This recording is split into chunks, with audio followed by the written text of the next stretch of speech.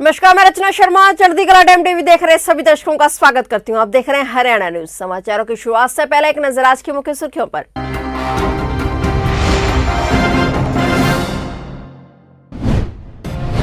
दिवाली से पहले सरकार का 100 गांवों को तोहफा। कल 1 नवंबर से मिलेगी 24 घंटे बिजली।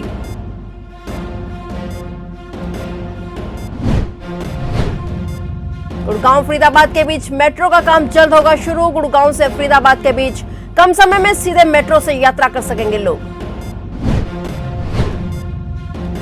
दीपावली से पहले हरियाणा में पटाखों पर लगाया बैन। 14 जिलों में नहीं होगी आतिशबाजी।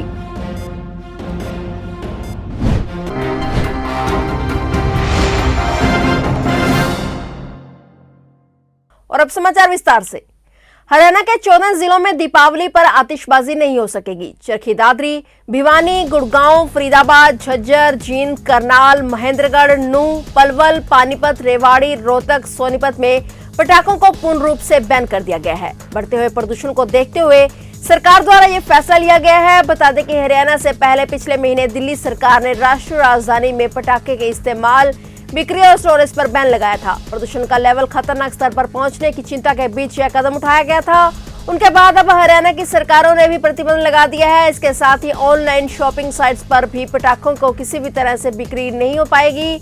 और बता दें कि पिछली बार भी दीपावली से कुछ दिन पहले पटाखों की बिक्री और चलाने पर प्रतिबंध लगा दिया गया था। यह प्रतिबंध प्रशासन इस बार भी जारी रखेगा। आने वाले समय में लोग गुड़गांव से फरीदाबाद के बीच कम समय में सीधे मेट्रो से यात्रा कर सकेंगे। इस रूट पर मेट्रो चलाने को लेकर जीएमडीए सर्वेक्षण का कार्य पूरा हो चुका है और दिल्ली से सटे एनसीआर के 2 शहर गुड़गांव और फरीदाबाद के बीच सीधे मेट्रो चलाने को लेकर जीएमडीए ने तैयारी तेज कर दी है। वर्तमान में गुड़गांव के लोगों को मेट्रो से जाने के लिए केंद्रीय सचिवालय से फरीदाबाद के लिए मेट्रो बदलनी पड़ती है। इससे समय और पैसे दोनों ही लगते हैं और जिस कारण लोग राज्य परिवहन की बसों, कैब या फिर निजी वाहनों से गुड़गांव फरीदाबाद के बीच यात्रा करते हैं। गुड़गांव एक तरफ आईटी हब और उद्योगों के लिए तो दूसरी फरीदाबाद भी औद्योगिक शहर के लिए जाना जाता है। दोनों शहरों के बीच मेट्रो के जुड़ने के बाद यात्रा काफी आसान हो जाएगी। लोग समय से पहुंच सकेंगे और ट्रैफिक की भी समस्या कम होगी। इस रूट पर फरीदाबाद के बाटा मोड़ से गुरुग्राम तक जाने के रास्ते में कुल 11 स्टेशन होंगे। यह रूट कुल 32.14 किलोमीटर का होगा। तो जानकारी के मुताबिक कुछ दिन पहले गुरुग्राम महानगर विकास प्राधिकरण के सीईओ सुधीर राजपाल और फरीदाबाद महानगर विकास प्राधिकरण की अतिरिक्त सीईओ गरिमा मित्तल ने निर्धारित किए गए मेट्रो स्टेशन वाले जगहों का निरीक्षण किया था। उल्लेखनीय है कि इस रूट पर मेट्रो को लेकर 5 साल पहले मुख्यमंत्री ने घोषणा की थी। योजना पर 5,900 करोड़ रुपए का खर्च का अनुमान है। उम्मीद की जा रही है कि इस रूट पर जल्द काम शुरू होगा। इससे दोनों शहरों के बीच विकास कार्यों को भी बढ़ावा मिलेगा। हरियाणा बीजेपी अध्यक्ष ओम प्रकाश धनखड़ ने आज केंद्रीय कृषि मंत्री नरेंद्र सिंह तोमर से मुलाकात की। इस दौरान उन्होंने दीपावली की शुभकामनाएं दी। दोनों ने कई अहम विषयों पर सार्थक चर्चा भी की। अगस्त माह में रद्द हुई हरियाणा पुलिस में कांस्टेबल की भर्ती परीक्षा 31 अक्टूबर से 2 नवंबर के बीच फिर से आयोजित करवाई जा रही है। जनरल ड्यूटी के 5,500 पदों के लिए होने वाली यह परीक्षा 3 दिन तक लगातार 2 शिफ्ट में आयोजित होगी। हरियाणा स्टाफ सिलेक्शन कमीशन ने इस भर्ती परीक्षा के लिए प्रदेश के 10 जिलों में परीक्षा केंद्र बनाए हैं। करनाल के डीएवी कॉलेज में बनाए गए परीक्षा केंद्र में पहली शिफ्ट का पेपर आज सुबह 10:30 बजे से 12 बजे तक हुआ। परीक्षा देकर निकले युवाओं का कहना है कि कांस्टेबल के पद के हिसाब से परीक्षा का लेवल बेहद कठिन था। उन्होंने बताया कि पिछले दिनों हरियाणा में सीनियर इंस्पेक्टर की भर्ती के लिए ली गई परीक्षा में इससे आसान सवाल पूछे गए थे। 31 अक्टूबर से 2 नवंबर के बीच यह परीक्षा सुबह 10:30 से 12 बजे और शाम 3 बजे से 4:30 बजे तक आयोजित होगी। बता दें कि 5,500 पदों के लिए होने वाली इस परीक्षा के लिए 8,39,000 युवाओं ने आवेदन किया है। सबसे टफ था, इकोनॉमिक्स गिर रखी है बेवजह की। हरियाणा जी के का सिर्फ एक क्वेश्चन था, कुछ नहीं डाल रखा इन्होंने। टफ से टफ वो पेपर सेट कर रखा था इन्होंने, कोई वो लेवल नहीं था जो इन्होंने बताया था ना कि इसके ये क्वेश्चन पूछेंगे, ये कुछ नहीं था। मतलब मन में आया वैसे ही बना रखा था।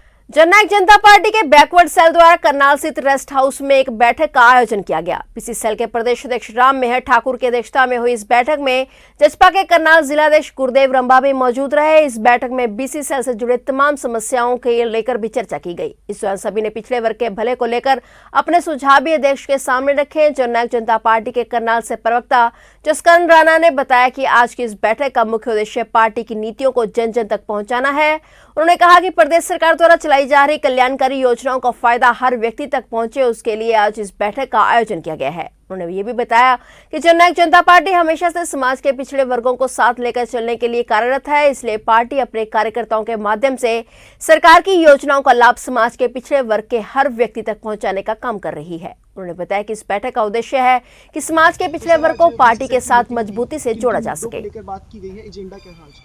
आज जननायक जनता पार्टी की मीटिंग प्रदेश अध्यक्ष बीसी सेल राममेर ठाकुर जी ने ली है और सभी कार्यकर्ता जो बीसी सेल के हैं, जो मेन कार्यकर्ता हैं, जो पार्टी के संगठन के पदाधिकारी हो, सभी ने मिलजुल कर पार्टी की नीतियों को गांव-गांव तक, चौपाल तक कैसे पहुंचाया जाए, दुष्यंत चौटाला की नीतियों को कैसे घर घर तक पहुंचाया जाए, इस पे विचार विमर्श किया है। और आने वाले दिनों में बीसी समाज को ज़्यादा से ज़्यादा बीसी समाज को जोड़ने का कार्य जननायक जनता पार्टी के साथ किया जाएगा और ज़्यादा से ज़्यादा जनता दुष्यंत चौटाला के साथ जुड़े, बीसी समाज पूरा जुड़े, आम लोग जुड़े, इसी प्रयास के तहत ये मीटिंग ली गई है। और हम आशा करते हैं कि आने वाले दिनों में हमारे साथ ये समाज पूरी तरह से 100% जुड़कर साथ चलेगा और दुष्यंत चौटाला के हाथों को मजबूत करेगा। जी, तो सर आज सेल के कई सदस्य जो है मीटिंग में शामिल रहे, कुछ दिक्कतों के बारे में बात की गई कि कोई समस्याएं आ रही हों, कोई गांव के लेवल पर, जिला लेवल पर कोई समस्याएं जो आ रही हैं? देखो, पहले भी हरियाणा प्रदेश में जो 75% नौकरियों के मामले में जो नियम और कानून बनाया है वो भी दुष्यंत चौटाला की देन है। आज भी जो छोटी मोटी समस्याएं हमारे समाज के लोगों ने, बैकवर्ड समाज के लोगों ने रखी हैं, राममेर ठाकुर ने आश्वासन दिया है, अब दुष्यंत चौटाला के सामने रखकर इन सभी मांगों को पूरा किया जाएगा। हरियाणा सरकार ने हरियाणा दिवस यानी 1 नवंबर को प्रदेश के 100 और गांवों को 24 घंटे बिजली की सप्लाई सुनिश्चित करने वाले फीडरों से जोड़कर ग्रामीणों को दिवाली से पहले तोहफा दिया है। बिजली मंत्री रणजीत सिंह ने कहा है कि मारा गांव जगमग गांव योजना के तहत अब प्रदेश के 5487 गांवों को 24 घंटे बिजली सप्लाई दी जा रही है। शेष गांवों को भी जल्द 24 घंटे बिजली की आपूर्ति सुनिश्चित करवाएंगे। शहर की तर्ज पर ग्रामीण क्षेत्र में भी 24 घंटे बिजली की आपूर्ति हो, इसके लिए मुख्यमंत्री मनोहर लाल ने 1 जुलाई 2015 को कुरुक्षेत्र जिले के दयालपुर गांव से इस मनोहर योजना की शुरुआत की थी। इसी दिशा में कदम बढ़ाते हुए हरियाणा दिवस के अवसर पर उत्तर हरियाणा बिजली वितरण निगम के 67 और गांव इस योजना में शामिल किए गए हैं, जो पूरी तरह से जगमग हो जाएंगे। और इससे पहले प्रदेश के 5387 गांवों को 24 घंटे बिजली आपूर्ति दी जा रही थी, लेकिन अब और 100 नए गांवों को मारा गांव जगमग गांव योजना में जोड़ दिया गया है। बिजली मंत्री रणजीत सिंह चौटाला ने कहा है कि वर्तमान में प्रदेश के 77% से अधिक गांवों को पूरी तरह जगमग किया जा चुका है और इसी योजना के तहत ग्रामीणों से बकाया बिजली बिलों का भुगतान करने, बिजली चोरी रोकने बारे आग्रह किया जाता है, जिसके फलस्वरूप जिन ग्रामीण फीडरों का लाइन लॉस कम होता है उन गांवों को चिन्हित करके 24 घंटे निर्बाध बिजली आपूर्ति शुरू कर दी जाती है। देश भर सहित हरियाणा में पेट्रोल और डीजल की कीमतों में फिर से आग लगी है। पेट्रोल डीजल के दाम लगातार बढ़ रहे हैं। हरियाणा की राजधानी चंडीगढ़ में पेट्रोल के दाम 105 रुपए के पार हो गए हैं, तो डीजल शतक के करीब पहुंच गया है। आज रविवार को पेट्रोल की कीमतों में 35 पैसे और डीजल के दामों में भी प्रति लीटर 35 पैसे की बढ़ोतरी हुई है। हरियाणा में तेल की कीमतें लगातार बढ़ती जा रही हैं। आज 31 अक्टूबर को हरियाणा में पेट्रोल 106 रुपए 27 पैसे प्रति लीटर हो गया है, जबकि डीजल के दाम 98 रुपए 27 पैसे प्रति लीटर पर पहुंच गए हैं। अक्टूबर महीने में 25 से ज्यादा दिन पेट्रोल डीजल के दाम बढ़े हैं। हर रोज 30 और 35 पैसे करके इस महीने पेट्रोल 7 रुपए 45 पैसे महंगा हो गया है, जबकि डीजल 7 रुपए 90 पैसे तक बढ़ गया है। जिला यमुनानगर के गांव दादूपुर में काफी सालों से कुछ लोगों का जमीन का झगड़ा चल रहा था, जिसका 2017 और 2011 में लोअर कोर्ट और सेशन कोर्ट ने एक पार्टी के हक में फैसला सुना दिया था, लेकिन मौके पर बैठे कुछ अधिकारियों के नजरअंदाजी के कारण मालिकाना हक मिलने के बाद भी जमीन के मालिक खेत में खड़ी फसल को काटने में असमर्थ थे। इसके बारे में दादूपुर गांव की मनदीप कौर ने बताया कि कोर्ट से 2 बार जीतने के बाद भी मौके पर बैठे कुछ अधिकारी हमारी जमीन का इंतकाल और गिरदावरी कागजों में नहीं चढ़ा रहे थे, जिसके बारे में मनदीप कौर काफी समय से दफ्तरों के चक्कर काट रही थी। उसके बाद मनदीप कौर कुछ सामाजिक और राजनीतिक व्यक्तियों के साथ जिला उपायुक्त महोदय पार्थ गुप्ता से मिले। उसके बाद उपायुक्त महोदय के आदेश के अनुसार अधिकारियों की एक टीम का गठन करके जमीन का कब्जा दिलवाया गया। जमीन का कब्जा मिलने के बाद मनदीप कौर ने भाजपा सरकार, मेयर मदन चौहान, जिला उपायुक्त महोदय पार्थ गुप्ता, पुलिस अधीक्षक कमलदीप गोयल, एसडीएम साहब का धन्यवाद किया और कहा कि वह इन अधिकारियों की आभारी रहेगी जिन्होंने खेत में खड़ी फसल को काटने में उसकी सहायता की। सरकार से भी अपील करते हुए उसने कहा कि हर जिले में ऐसे ईमानदार अधिकारियों की तैनाती की जाए। में हमारा कोर्ट केस था बहुत पुराना और 2011 में जीते। पहले हम 5 से 11 तक चला, फिर लोअर कोर्ट में। उसके बाद सर हम सेशन कोर्ट में 2017 में जीत गए, पर फिर भी जैसे हमने इस पे हमारा कब्जा था, हमारी ही बुआइयाँ हैं, हम फसल भी उगाते हैं, पर कुछ दबंग लोग कहूँगी गुंडागर्दी मचाते हैं, जैसे भूपेंद्र सिंह, परमजीत सिंह जो दिलबाग सिंह एक्स MLA है, उसके भाई आके फसलें उजाड़ जाते हैं। मतलब ये है कि हमारी फसलें खड़ी हैं, हमारा लकड़ी खड़ी है, कोई भी फसल हम उगाते हैं उसको पकने से पहले ही काट के चले जाते हैं। अब ये लकड़ी हो गई, पुरानी हो गई है, काटने नहीं दे रहे हैं, जो किसी भी सरकार में काम नहीं हुआ। मैं तो शुक्रिया करूंगी इस बीजेपी सरकार का, इस सरकार में वो काम हुआ है। और स्पेशली मैं DC साहब का बहुत बहुत धन्यवाद करूंगी, क्योंकि अगर ऐसे अफसर हो तो मेरे को लगता है कि राम राज्य आने में टाइम नहीं लगेगा। बहुत बढ़िया DC सर ने हमारी सुनवाई की, आज तक किसी DC ने नहीं किया ऐसा काम, किसी ने भी हमारी सुनवाई नहीं की। हम सबके पास हमने एप्लीकेशनें भी लगाई, सब कुछ लगाया, पर इन DC साहब ने जैसे ये आए, जैसे हमने वहाँ पे प्रोटेस्ट किया। आम आदमी पार्टी की प्रिया शर्मा जी, उनका तहे दिल से धन्यवाद करूंगी, उन्होंने बहुत साथ दिया है, मेरा साथ खड़ी रही हैं, कल भी मेरे यहाँ पे।